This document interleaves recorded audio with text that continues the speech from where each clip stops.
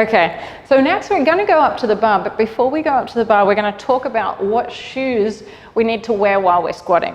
So you can see Ella's got some just Nike Frees. These are just a standard training shoe. Now, the problem with this shoe is it's quite a squishy sole. So if you imagine when you are training that you're trying to do a really heavy back squat, but you're standing on a mattress. That is essentially what's happening when you are wearing a soft running shoe like this. Now, through our hands and our feet, like actually through our skin, we have this ability called proprioception, which is how our body gets sensation from the outside world that tells us what we should be doing as a reaction. So we need to be able to feel the floor to tell the rest of our body that it needs to get tension for us to do the movement. So if our feet are feeling that the floor is soft, it's going to be very hard to get the tension we need in the rest of the body. So what we wear is, like, some people are happy squatting in bare feet.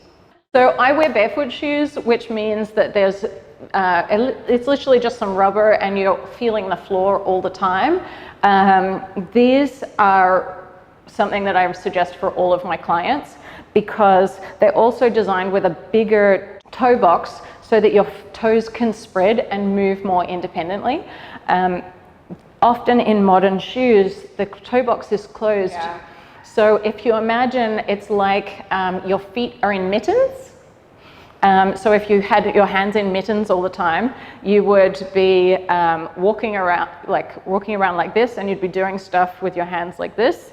And you would end up with really overworked forearms and really underworked fingers. And you would probably end up with atrophied hands, with hands that weren't able to do all the fine motor skills that we need them to do, which is essentially what happens to our feet when we're in a closed, very soft, very supportive shoe. So having a barefoot shoe is really important.